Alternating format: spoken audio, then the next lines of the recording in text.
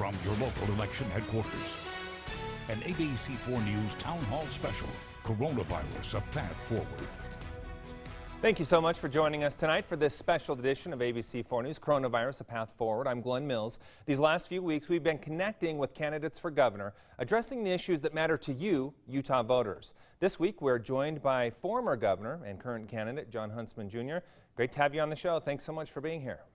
Hey, Glenn, a real honor. Thank you so much for having me. Boy, I tell you, when you got into this race, neither of us would have ever expected to be talking this way 3 weeks out of the election.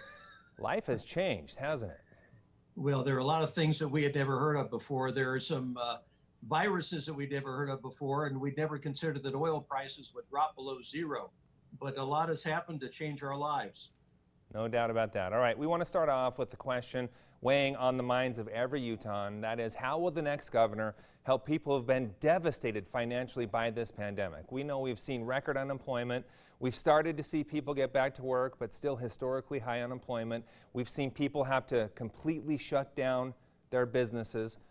If you're elected as governor, how will you get Utah's economy back on the right track? Well, fortunately, people can look at my record and see what we did last time in planting the seeds for historic economic growth. When you look out there at the world and the country and our state, there's a lot of confusion and a lot of dislocation. But in all of that, I see opportunity for this state. We put forward a plan, Glenn, to double our state's economy. And over the next 10 years, there's no reason why we can't go from $180 billion GDP to $500 billion GDP. You look at the opportunities all around us as supply chains are broken up, as investment patterns change. In fact, I think it's safe to say that we're likely to see the biggest movement of labor and capital and manufacturing this country has ever seen since World War II.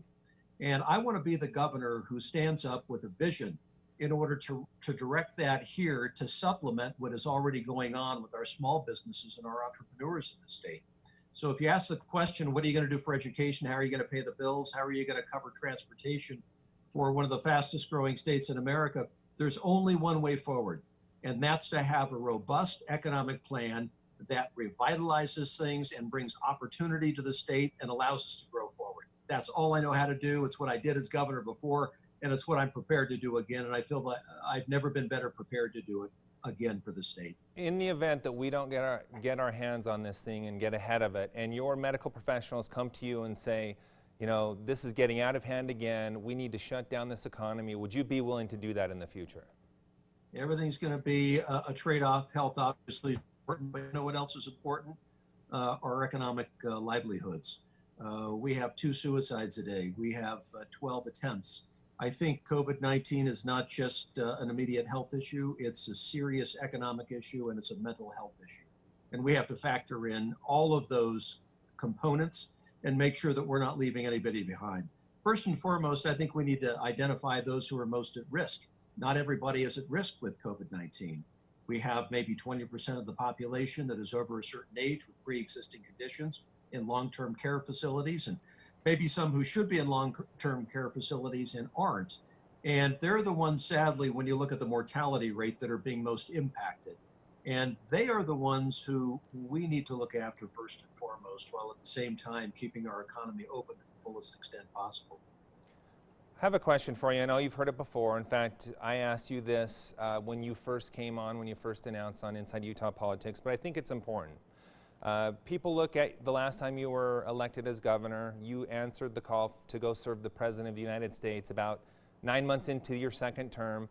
What is your commitment to the people of Utah? If they elect you, what assurance do they have that you are going to be there for that 4-year term and do what you were elected to do?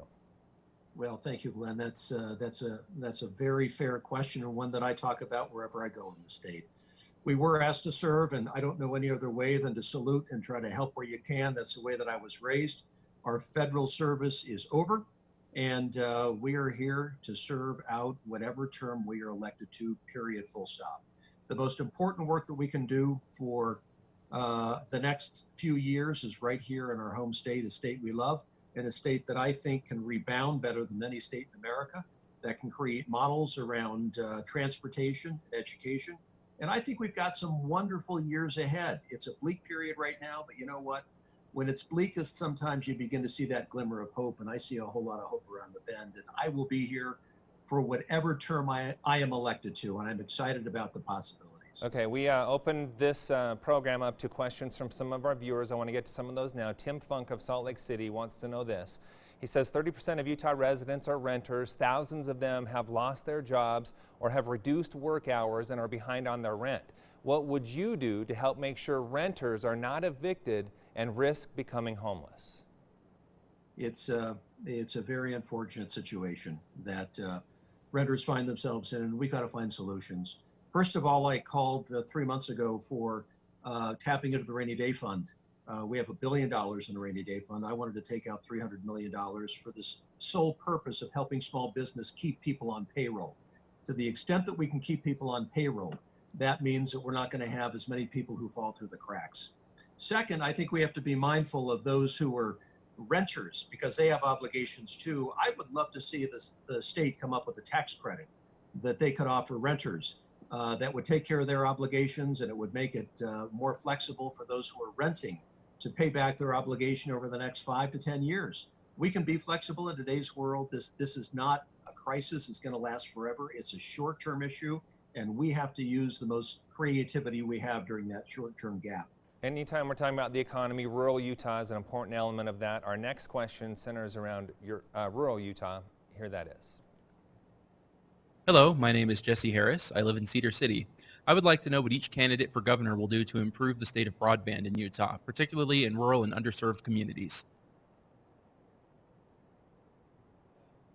Broadband is as important to this state and its infrastructure as any other building block. It's going to absolutely be key to our future ability to compete.